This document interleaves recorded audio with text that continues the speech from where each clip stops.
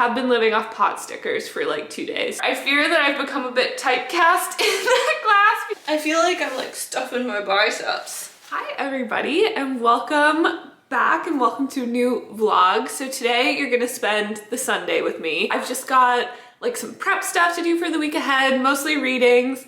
On Friday I submitted kind of like my first project. Well, actually I did lead a seminar in my Gawain class, but like I didn't really have to submit anything for that. It's more like you do the seminar and you get graded on that. But this is my first like written assignment that I submitted. It was an annotated bibliography for my queerness and detective fiction class. So basically it was like a research proposal for our final project. And I actually proposed a topic on a text that we're not doing in class because I wanted to do something like combining fantasy and detective fiction, because I think that like a lot, generally what you're doing when you're in your master's and definitely when you're in your PhD is like you kind of want to tailor your papers to like something that you might want to publish on, like regardless of if, I don't know if I will like polish this essay up after I've submitted it, like based on the feedback and everything, or like trying to tailor it for a specific journal when I edit it to like submit it for publication. Like have to see how it turns out and everything, but like you kind of want to prepare as if that will be an option or be the plan. So because I do want to focus more on like fantasy and like medieval fantasy and everything, I was like probably be a good idea to choose like a fantasy novel with detective fiction. And I think it would be really interesting to like explore how those genres work together. So I found this novel called Strange Beasts, and it's really cool. Basically the main character is the daughter of Jonathan and Mina Harker, who are like some of the main characters in Dracula. They're the ones who like kill Dracula at the end. And she is able to, they call her a channel. So she's kind of able to, she's a bit psychic. So like she, depending on like, you know, touch and everything, she's like more receptive she's more receptive to sort of like almost going into the minds of like monsters, because well, not monsters, like there are full-on monsters in this book. And it's almost kind of like a Jack the Ripper situation. There's this killer in Paris who is killing men in a really, really gruesome way, like very Jack the Ripper-esque. So Sam wants to like get on this case. She works for this like detective slash paranormal research organization. So she wants to get on the case, but she's paired up with Dr. Helena Moriarty, who's the daughter of Dr. Moriarty of Sherlock. She's a bit like, she's a brilliant detective, but everyone's not too sure about her because her father is like criminal mastermind and has disappeared. And also her previous partners have all disappeared under like mysterious circumstances. So the two of them are like teamed up and trying to solve this mystery. And basically my plan is to kind of look at how genre is working, like how is fantasy and how is like crime fiction sort of melding together, and how do like the fantasy elements sort of like exacerbate or kind of like emphasize or allow the characters to explore queerness, especially Sam, because of her sort of like paranormal leanings. I kind of read as like sort of, I guess kind of like, yeah, like an allegory for queerness. And also it is sapphic. It's like a very slow burn romance between the two of them. So I'm looking forward to it. I think it's going to be a fun paper. Yeah, so I was working on that on Friday, or I submitted that on Friday. And yeah, otherwise it's just been a pretty chill weekend. I got my hair cut yesterday. Can't really tell because it's curly, but she had to take quite a bit off because it was looking quite ratty. And everyone watching this will know it was quite a saga for me to find a hair salon because I was very offended by how much stuff costs. It should not cost $82 to get your hair trimmed. The place I went to did not cost that, but that was like at first all I was finding. So I was raging and I was gonna try to cut my hair myself, but I have my grad at Oxford this coming week, and me and my parents, it aligned over reading week and it just worked out for everyone. So me and my parents are going to go to my grad at Oxford and I'm so excited to go back. But yeah, that was like why I wanted to get my hair cut and why I didn't just cut it myself, because I didn't think now was the time to experiment. But But yeah, so this weekend, prepping stuff for class this week, trying to get ahead since I'll be missing a couple days of class. And also I want to do some packing, or like at least kind of get a plan for packing in my head. I'm so excited to be going back for a week-ish. I'm going to, unfortunately, like most people are not around Oxford actually right now, but Eloise is in London, Michael's in London. I think Chloe is going to be around, so I do have some friends that are going to be around. So I'm gonna be trying to hit all of them up. I'm gonna be staying with Eloise for a bit. So yeah, I'm so excited to be going. So I guess you'll get to help me prep for that this weekend, or watch me spiral. For starters, I need to go to the grocery store. I don't wanna get like too much because obviously I'm gonna be gone for a bit, but I have been living off pot stickers for like 2 days. So I feel that I need something else.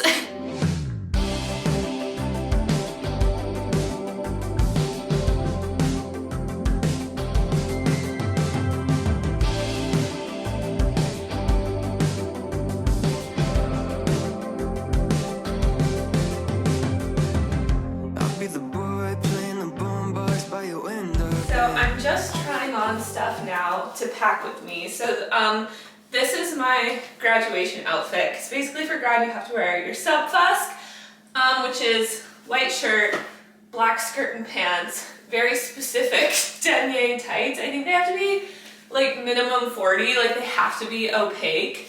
And then black shoes, not supposed to wear boots, and they can only have minimal embellishment, which I will say, like the details, like the denier of the tights and the type of shoes, they seemed much stricter on it for grad last year than they were for like matriculation, because they like actually checked us as we were checking in.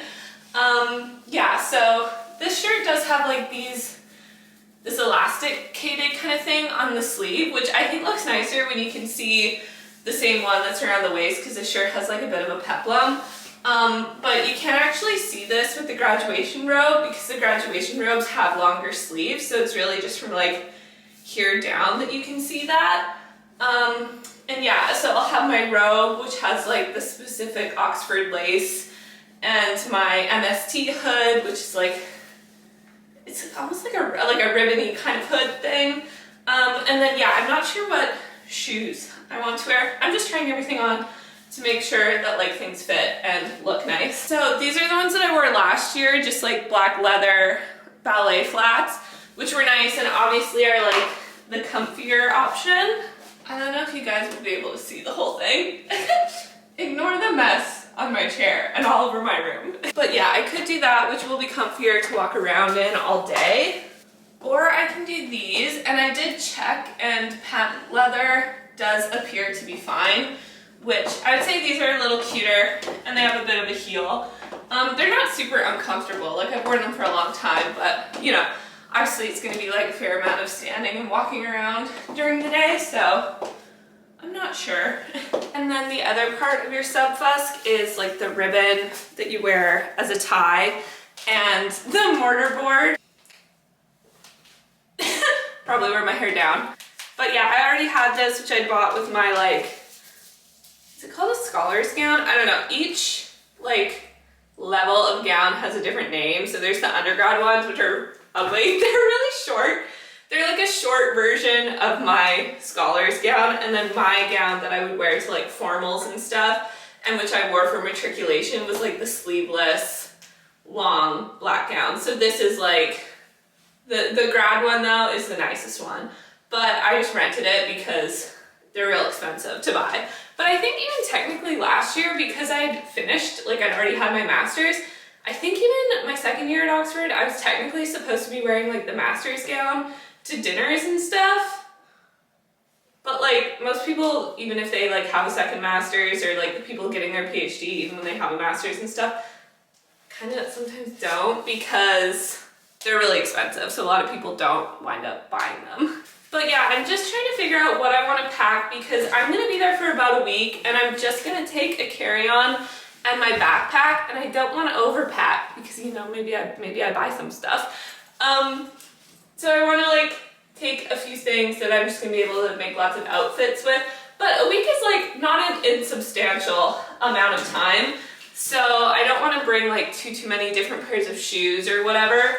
So I will say probably the flats I would wear other days, whereas like the Mary Janes I probably wouldn't, because like we're gonna be doing a lot of walking. So, because we're doing like touristy stuff.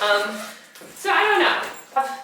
Let me know if you have any advice. So my thought process is that maybe I'll take like this skirt, maybe one other skirt, and then a couple of tops like this that are like smaller and that I can wear with like each skirt, and then maybe like one dress, and then those will be my like outfits in rotation. That's kind of what I'm thinking. And then maybe I take like one bigger sweater that I would like wear on the plane for in case it's like quite a cold day. I don't know. That is my thought process anyway. This is also cute and work. This one's like a little bit bulkier, but it's not like bulky to where I might wear it on the plane. So maybe this would be a maybe, like when I pack other stuff and see how much room that I have, because I do quite like this one, and I think it would look nice with this and like my gray pleated skirt, which I think is the other skirt that I will take. And then I don't know if I want to take this trench, which is the one that I actually thrifted in Oxford, or my Barber coat, because I think either would be fine. My Barber obviously like is waterproof and is a bit warmer, but then this one's nice because it does keep the wind off of your legs. So, and I do think that both look nice. Like the Barber I think still looks smart, but it's like a less smart jacket than this one probably. Either way, I'm wearing the jacket on the plane, so it doesn't take up room in the suitcase. But it honestly kind of just depends on what sweaters I can fit under that, because actually that's slimmer fit than my Barber. My Barber, like, I feel like it doesn't look as big as it actually is once you have it on, but like my chunky knits fit under it. Like low-key, I think this actually looks cute with skirts. I know that they're more of like a barn, they're like, oh, I walk around the English countryside kind of jacket, but I think that they look cute with like city clothes. Then I have this same shirt in both snakeskin and leopard, so I'll probably take one. Both have black in it, so I think both are fine with this skirt. I think this is the one that like reads a bit more gray, so might look better with the other skirt. I don't know. This is the leopard one though. And then this is the pleated skirt that I was gonna take. I feel like some people might question that I'm not planning on taking any pants other than what I'm gonna wear on the plane, but like, I never wore pants. Why wear pants when you cannot? And like, we're just bebopping around Oxford and London. You know, I'm not planning on like hiking any trails, so it's fine. And I think that my mom said that she liked the shoes with the heel better, and they do look cuter. So I think I am gonna take those ones. They take up a little bit more room in the suitcase, but honestly, because I'm mainly just wearing skirts and dresses, I'm probably just gonna wear my boots anyway, like my flat boots that I'm taking, that I'm gonna wear on the plane. So I think it's fine that the shoes take up a slightly more room. Okay, then this is the leopard shirt, which I feel color-wise maybe doesn't go as well with this one, but I don't know, I don't have a strong opinion. If for some reason you have a strong opinion, let me know.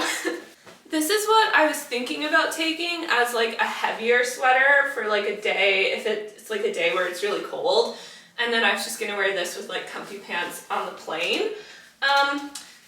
But does this look like an outfit, or do I just look like a blob? I don't know. I feel like this is the kind of like Pinterest-y thing, but I don't know. Also like color-wise, it's not perfect, but also, do I care? I don't know. So this was that option. And I already know that it fits under my Barber because I wore it during the hurricane this weekend when it was really rainy.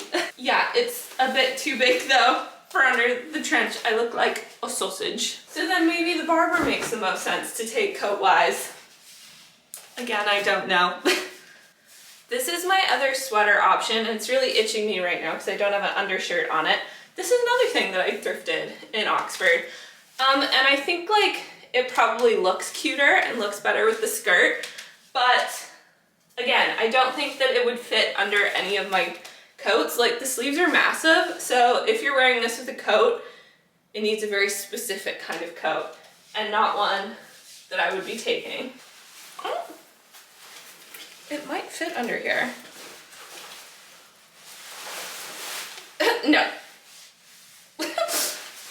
I feel like I'm like stuffing my biceps. It might fit under this one, which would be the other coat option, which would again work with like any of the outfits, but I thought it was kind of like, I don't know, it's at least Britishy one. But yeah, so I guess if I take this sweater, then I take this coat, but it would depend. I don't know. I'll probably have to ask my mom again. Or I have this pom-pommy one, which is probably like less warm because the ventilation, but would also be an option. And then I just pull it up. Although maybe if I take that blue sweater, I don't even really need a big chunky one. I don't know, but then what do I wear on the plane?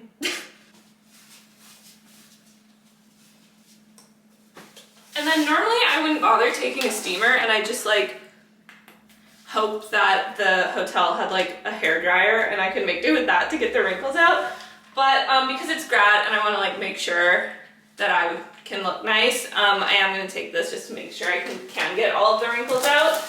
And I bet even my mom or dad would wind up using it. I think I'm definitely going to take this one, and then I'll decide between the two animal prints, and then I'm either going to take that blue one or a slimmer fit blue one. Okay, then I was either thinking about taking this dress, which I know Eloise likes, or potentially this one with the swan people. So either of these, which are both like shorter ones. I don't know. This one is honestly probably a more breathable material and is also like slightly warmer. But like, I think warmth and like style wise, both are fine. So I tried packing stuff in just to kind of get like a guesstimate for space, and I'm doing quite well. I still have like a good amount of room. I need to add like pajamas and my toiletry bag, but I don't even have like too much stuff for that. So pretty good for a room. So even if I do wind up like buying something or whatever, and I have my backpack will basically be empty then, other than my laptop. So slay. Okay, so basically the plan now is to do my reading. So basically, like, what I wanted to get done today for school stuff was my reading. So I'm finishing Wayward Lives, Beautiful Experiments, and also reading like a good chunk of Patience, which is the Gawain poet. That's the shortest text in the Gawain manuscript, so I think we're just reading like the entire thing for this week. So yeah, I want to do that stuff, and then I also need to record who participated in like the in-class writing assignments for my TA class, because basically we have these like little in-class writing activities that just gets put toward their participation grade. So I have one that was a while ago that I need to like mark down who completed it for that. So I just need to finish that. They don't get graded or anything. It's mainly just like, did you do it? Cool. Here's some little stuff for your participation, that kind of thing.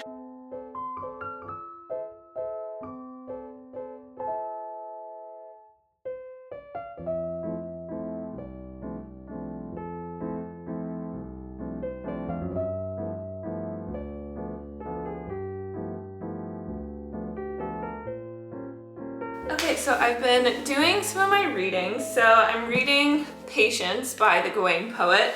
So last week we did Cleanness in class, which that was the story that I was the least familiar with in this collection. I read like excerpts from it, but not the whole thing before, whereas everything else I have read. But Patience or Cleanness is arguably probably the weirdest one, because it's sort of like, it's taking many like stories from the Bible and kind of like putting them together, and it's supposed to be this overarching like message about cleanness and like don't be unclean or like filthy or God will smite you. So it's like got the flood, Sodom and Gomorrah, and then the feast of Belshazzar. I don't know if my pronunciation is not great there.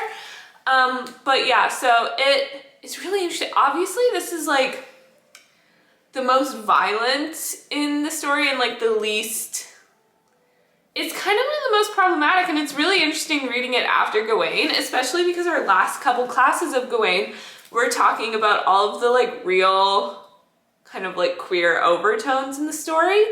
And the poet seems like so sort of like sympathetic and empathetic and like really playful with that kind of material, because like it's not even particularly subtext. Like one of the big jokes of the story is this idea that like, well, if he sleeps with Lady Bertilac, then he's gonna have to do the same with Lord Bertilac, like tee-hee. And he does kiss Lady Bertilac, so then he has to always kiss Lord Bertilac, which in like medieval society, like kissing between men, like as like friendly kisses was not taboo or anything, but like romantic sexual kisses would have been. But yeah, so it's just like interesting seeing that juxtaposed right after with cleanness, which is like really homophobic, obviously, like if you know Sodom and Gomorrah.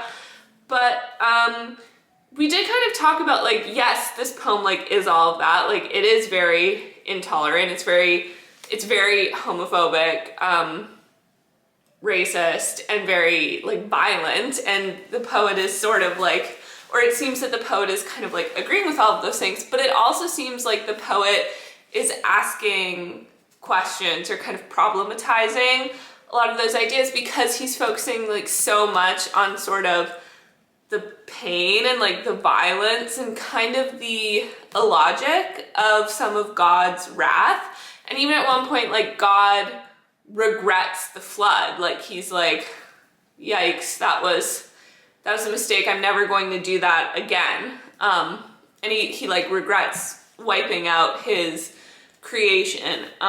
So yeah, it's like all of these things are kind of true at once. So it's like sort of looking at the poet's kind of intention, or the way that he's sort of like questioning or searching through those topics, while like not, you know, not without acknowledging like how brutal it is. So yeah, I actually was I found cleanness more interesting than I was kind of expecting to, because I wasn't really, it's not one of the ones that had really like drew me before. But next we're reading Patience, which is the shortest one, I think I said.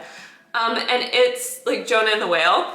And when I read it originally, like we were also reading Gawain and Pearl in the same class that I read Patience for. And again, I wasn't as into Patience as I was the other two, but I did and do still find Patience quite funny, because it is a similar thing. Like it is a retelling or an adaptation of an existing biblical story. But Jonah's just so funny, because God's trying to make him do all of this stuff, and Jonah is just like so grumpy and grumbly about it, and it's just really funny. And yeah, he winds up like eaten by a whale, so I feel like it's a good time. And yeah, we're reading like the entire thing for classes this week. So yeah, just reading Patience, or rereading Patience. And then I'm also reading Wayward Lives, Beautiful Experiments by Saidiya Hartman, I think. Yeah. And I've been really enjoying that one as well. So this is our last class on it. So it's broken up into like 3 kind of parts. So we've done part 1 and part 2, and then we're reading book 3 for class this week. And let me just find, yeah, that's the term. So basically this book is Saidiya Hartman's kind of, I think she coined the term for this kind of like strategy or like form called critical fabulation. So basically the book is sort of based on like archival photographs and stuff that she found of the quote-unquote like black ghetto in like 1920s New York. So she's maybe finding like it's mainly about like focused on like black women at the time, and she's like sort of writing stories inspired by like photographs or whatever like little scraps of material she could find in the archive. So the process is kind of like the sort of, to like overly simplify it, I guess, the like basis of the project or of the book is to sort of like write or rewrite this history that has been really historically kind of like overlooked or not deemed as like important or like almost like worthy of historical record. So it's kind of like trying to go back and like fill in the gaps of that history. And I am really enjoying it so far. I fear that I've become a bit typecast in that class because I'm always kind of like, well, what's the problem with this novel? I wasn't with Charlotte's Web, but basically with everything else since then. Not the last shorter article that we read, but I was for the China selfie obsession. But for the last one, which I'm blanking on the name, I think it was just Writing Black Beauty. I enjoyed that one. And this one I am enjoying, but I did point out in class, and like, it's not a read. I just think that it's like an interesting question to bring up of sort of like the ethical implications of it, because, and it's something that Hartman writes about herself. I don't believe I've read any of her later work. I don't think I have for other classes, but there is someone, and like after I kind of brought up this point, someone else in the class who's done a lot with Hartman before, it was like, she actually like writes quite a bit on that in like her current or her later work. Like she's very self-reflective, so she's looking back on her own work and questioning like, what did I do that for me, or was it in pursuit of this larger purpose, or was it just kind of like a personal thing, and like, is it right that I'm doing that? Like Hartman herself doesn't, I guess, necessarily say that, like, she's also kind of like questioning those like kind of ethical quandaries, I guess, because I think that there is something about that. Like the project, I don't think that most people hopefully would argue with the kind of like purpose or validity of this book as a project, but then it is like, okay, so then is it fair to write someone else's experience for them? Because a lot of the time, like, she's just basing these kind of like very personal, intimate stories off of like a photograph or just someone's name appearing in like a arrest record or something, and then she's writing sort of a story from it, from that person's point of view. So then it does raise the question of like, is it like morally okay for her to speak from someone else's point of view about something that is like really kind of vulnerable and intimate?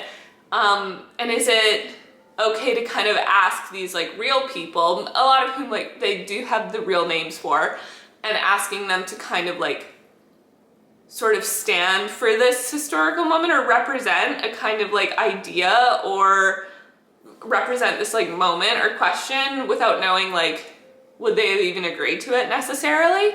And yeah, like I don't have an answer. I feel like when I say that, it makes me sound like I'm saying like no, but like I don't know.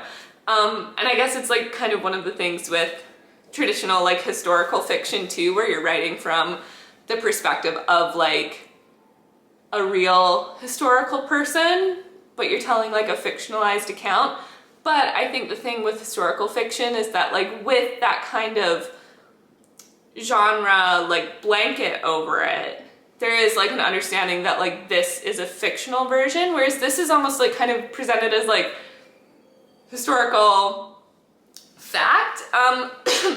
You do know like because there's basically a foreword, it's called a note on content, and if you like read the back of the book, you know what the deal is and like what the strategy is and what's going on. Like you know that these aren't like historical records, that it's sort of her kind of imaginings based on something, but it is still, it's not presented as historical fiction, and it's different than like typical historical fiction. So I think that it's like a really interesting process, and I think that that's a really kind of like interesting ethical question to grapple with for it. So I am really enjoying that, and I think the conversations we've been having about it are really interesting.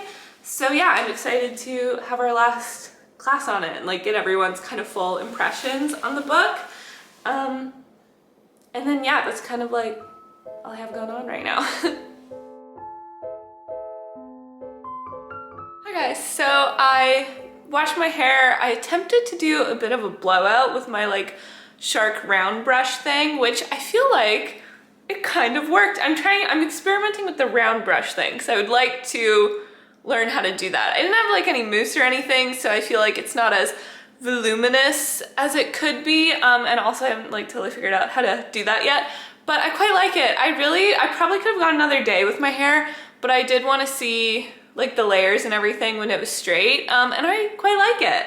I feel like, yeah, my hair just looks like it has a bit more life with a little bit of movement in it, whereas before it was all just like one length, and the ends were quite tatty, so it really just needed a trim. But yeah, it feels a lot better now. But yeah, I got all of my participation grades marked down.